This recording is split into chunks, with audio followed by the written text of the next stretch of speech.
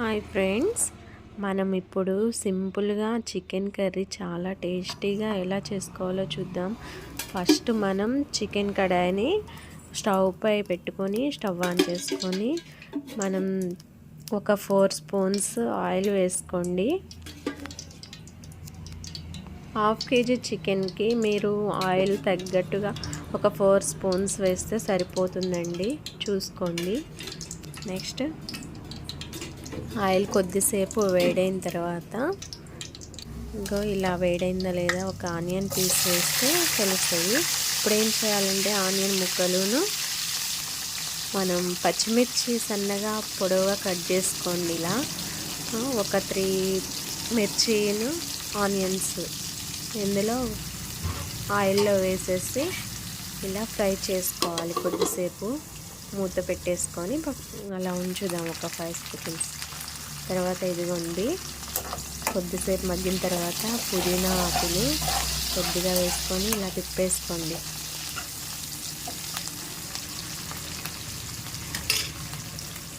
సింపుల్గా అండి, చాలా టేస్టీగా ఉంటుంది. మీరు ట్రై చేసి చూడండి ఈ ప్రాసెస్లో. నెక్స్ట్ ఇలా కొద్దిసేపు మగ్గిన తర్వాత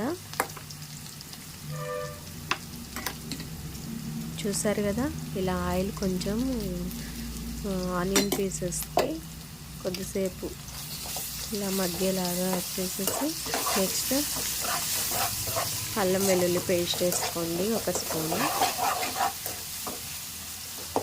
అడుగంటకుండా ఇలా తిప్పేసి తర్వాత ఉప్పు చికెన్లో ఉప్పు వేసి మంచిగా 2 టైమ్స్ ఫ్రెష్ వాటర్తో కడిగేసుకొని ఈ చికెన్ పీసులని అందులో వేసేయండి.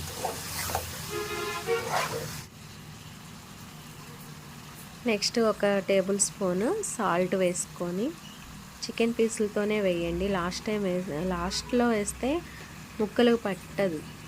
సో టేస్టీగా ఉండాలంటే చికెన్ పీసెస్తో పాటు సాల్ట్ కూడా వేయండి. ఒక 1/2 స్పూన్ ఏమో పసుపు వేసుకోండి. మనకి పీసెస్ చూడగానే అర్థమైపోతుంది కర్రీ టేస్ట్ ఎలా ఉంటుందో. పసుపు ముక్కలకి అన్నిటికీ ఇలా పట్టాలండి చూడగానే. కొంతమంది ఏం చేస్తారు, పసుపు లైట్గా వేస్తారు, అది తెల్లగా కనిపించి టేస్ట్ రాదు కర్రీ. ఇప్పుడు చూడండి, కారం కూడా మనకి టేస్ట్కి తగ్గట్టుగా కారం వేసుకోండి. నేనైతే ఒక 3 స్పూన్స్ వేసాను. అంటే మరి తెల్లగా కనిపించకుండా కొంచెం కలర్గా రెడ్గా ముక్కలు మొత్తం పట్టేస్తే మనకి మంచిగా ఉంటుంది. నాన్ వెజ్ అనేది కొంచెం స్పైసీగా ఉంటే బాగుంటుంది.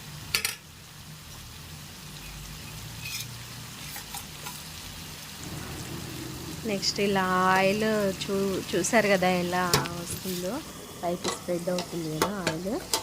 అలా ఉడికిన తర్వాత టమాటా ముక్కలు వేసేసి ఒక 2 టమాటాలు చాలు. ఇలా మగ్గిన తర్వాత పీసెస్ అన్నీ ఉడికిపోయిందండి. ఒక గ్లాసుడు వాటర్ పోసుకోండి, గ్రేవీ మంచిగా వస్తుంది. మనం హై ఫ్లేమ్లో టమాటా వేసిన తర్వాత కొంచెం మరీ హై కాదు, మరీ స్లో కాకుండా మీడియం ఫ్లేమ్లో ఉంచుకోవాలి.